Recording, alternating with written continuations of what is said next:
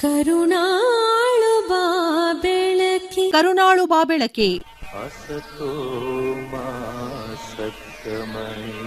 ವಿಷಯ ತಜ್ಞರು ಡಾಕ್ಟರ್ ಗುರುರಾಜು ಕರ್ಜಿಗೆ. ಮೂಲ್ಚಂದ್ ಅನ್ನೋನು ಒಬ್ಬ ವ್ಯಾಪಾರಿ. ಅವನು ಕಬೀರರ ಕಡೆ ಹೋದ. ಸ್ವಾಮಿ, ನನ್ನ ಮನಸ್ಸಿಗೆ ಶಾಂತಿನೇ ಇಲ್ದಂಗಾಗಿದೆ. ಶಾಂತಿ ದೊರಿಬೇಕಾದ್ರೆ ಸನ್ಯಾಸ ಆಗ್ಬೇಕಾ?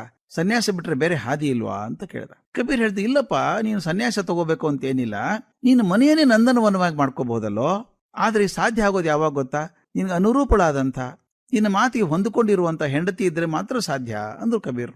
ಮೂಲ್ಚಂದನ ಹಣೆ ಮೇಲೆಲ್ಲ ನೀರಿಗೆ ಮೂಡ್ಬಿಡ್ತು. ಯಾಕೋ ಮೂಲ್ಚಂದ, ಸಂಶಯ ಬಂತ ನಿನಗೆ? ನಂಬಿಕೆ ಬರ್ಲಿಲ್ವಾ? ತೋರಿಸ್ತೀನಿ ಬಾ. ಮನೆ ಕರ್ಕೊಂಡು ಹೋದ್ರು ಕಬೀರ್.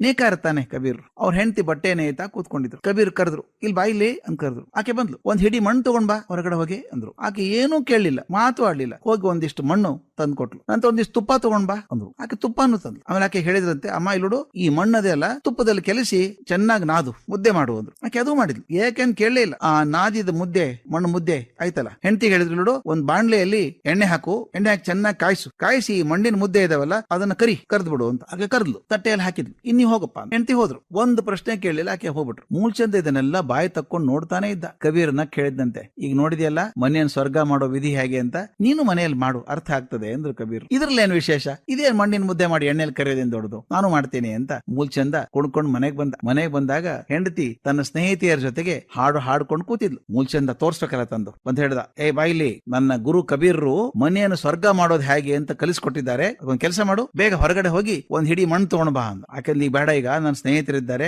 ಹೋದ್ಮೇಲೆ ನೋಡೋಣಂತೆ ಅಂತ ಹೊರಟೆ ಬಿಟ್ಲಕ್ಕೆ. ನಿಂತ್ಕೊಳ್ಳೇ ಇಲ್ಲ. ಇವನು ಕೋಪ ಬಂತು, ಕಿರ್ಚ್ಕೊಂಡ. ಏಯ್ ಬಾಯಿಲೆ, ಹೇಳಿದ್ ಕೇಳಿಸಲ್ಲ ನಿನಗೆ ಅಂತ ಕೂಗಿದ. ಆಕೆ ಮುಖ ಗಂಟಿಕ್ಕೊಂಡು ಬಂದು ದರ ದರ ದರ ಹೊರಗಡೆ ಹೋಗಿ ಒಂದ್ ಮುಷ್ಟಿ ಹಿಡಿ ಮಣ್ಣು ತಂದು ಇವನ್ ಮುಂದ್ ಸುರಿದ್ಲು. ತಗೋ ಅಂತ. ಇವನ್ ಹೇಳ್ದ, ಒಂದ್ ಮೆಳ್ಳೆ ತುಪ್ಪ ತಗೊಂಡ್ ಬಾ ಅಂದ. ಯಾಕೆ ಅಂತ ಕೇಳ್ಲಕ್ಕೆ. ಪ್ರಶ್ನೆ ಮಾಡ್ಬೇಡ, ಬಾಯಿ ಮುಚ್ಕೊಂಡು ಹೇಳದಷ್ಟು ಮಾಡು ಅಂದ. ಆಕೆ ಗೊಣಕೊಂಡ ಹೋಗಿ ಒಂದ್ ತುಪ್ಪದ ಮೆಳ್ಳೆ ತಂದು ಇವನ್ ಮುಂದೆ ಕುಕ್ಕಿದ್ಲು. ಕೂಡ ಹೋಗ್ಬೇಡ, ಕೈ ಹಿಡಿದು ಕೂಡಿಸದಾಕೆನ ಕುಡಿಲಿ. ಈಗ ಈ ಮಣ್ಣನ್ನ ತುಪ್ಪದಲ್ಲಿ ಕಲಸಿ ಒಂದ್ ಬಾಣ್ಲಿಯಲ್ಲಿ ಎಣ್ಣೆ ಹಾಕಿ ಕಾಯಿಸಿ ಎಣ್ಣೆಯಲ್ಲಿ ಕರೆದು ಬಿಡಿ ಇವನ್ನ ಉಂಡೆ ಮಾಡಿ ಅಂದ.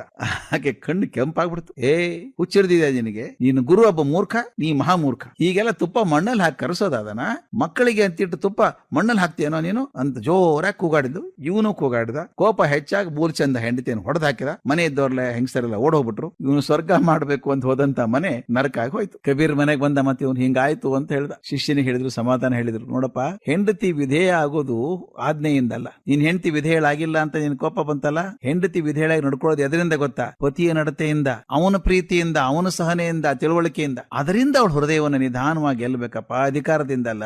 ನೀನು ನಡವಳಿಕೆಯಿಂದ ಆಕೆಗೆ ಎಂಥ ನಂಬಿಕೆ ಬರಬೇಕು ಅಂದ್ರೆ, ನೀನು ಹೇಳಿದ ಪ್ರತಿ ಮಾತಿನಲ್ಲೂ ಆಕೆಗೆ ವಿಶ್ವಾಸ ಬರ್ತದೆ. ನೀನು ಕಾರಣ ಇಲ್ಲದೆ ಏನು ಹೇಳಲ್ಲ ಅಂತ ಖಾತ್ರಿ ಆಗಿಬಿಡುತ್ತೆ. ಯಾಕಂದ್ರೆ ನೀನ್ ನಡವಳಿಕೆ ಆಗಿದೆ, ನಿನ್ನ ಪ್ರೀತಿ ಆಗಿದೆ, ಸಹನೆ ಆಗಿದೆ, ತಾಳ್ಮೆ ಇದೆ. ಹಾಗಾದಾಗ ಆಕೆ ನೀ ಏನು ಹೇಳಿದ್ರು ಕೂಡ ಯಾವುದೂ ಒತ್ತಡ ಇಲ್ಲದೆ ನಿನ್ನ ಮಾತನ್ನು ಕೇಳ್ತಾಳೆ. ಎಲ್ಲಿ ಗಂಡ ಹೆಂಡತಿಯರಿಬ್ರು ಪರಸ್ಪರ ಯಾವ ಪ್ರಶ್ನೆಯನ್ನು ಕೇಳದೆ ಒಪ್ಕೊಳ್ಳುವಷ್ಟು ಪ್ರೀತಿ ಇದ್ದಾಗ ಆ ಮನೆ ಸ್ವರ್ಗ ಆಗತ್ತೆ. ಚಂದದ ಮಾತಲ್ವಾ? ಎಲ್ಲಾ ಗಂಡಂದ್ರು ಹೆಂಡಂದ್ರು ತಮ್ಮ ವಿಧೇಯರಾಗಿರ್ಬೇಕು ಅಂತ ಅಪೇಕ್ಷೆ ಮಾಡ್ತಾರೆ. ಆದ್ರೆ ಅವ್ರು ಆಗ್ಬೇಕಾದ್ರೆ ತಾವೇನ್ ಮಾಡ್ಬೇಕು ಅನ್ನೋದ್ರ ಬಗ್ಗೆ ಚಿಂತೆ ಮಾಡಲ್ಲ. ಇಬ್ರು ಚಿಂತೆ ಮಾಡಿ ಒಬ್ಬರೊಬ್ಬರ ಅರ್ಥ ಮಾಡ್ಕೊಂಡು ಇನ್ನೊಬ್ಬರಲ್ಲಿ ಬರೀ ದೋಷಗಳನ್ನೇ ಕಂಡು ಹಿಡ್ಕೊಳ್ಳೋ ಬದಲು ಅವ್ರಿರೋ ಒಳ್ಳೇದನ್ನ ಎತ್ತಿ ಆಡಿ ಸಂತೋಷವಾಗಿದ್ರೆ ಅದೇ ಮನೆ ಸ್ವರ್ಗ ಆಗುತ್ತಲ್ವಾ? ಅದೇ ಕಬೀರ್ ನಮ್ ಕಲಿಸಿದಂತ ಪಾಠ, ಮನೆಯನ್ನ ಸ್ವರ್ಗ ಮಾಡ್ಕೊಳ್ಳೋದು ಹೇಗೆ ಅಂತ.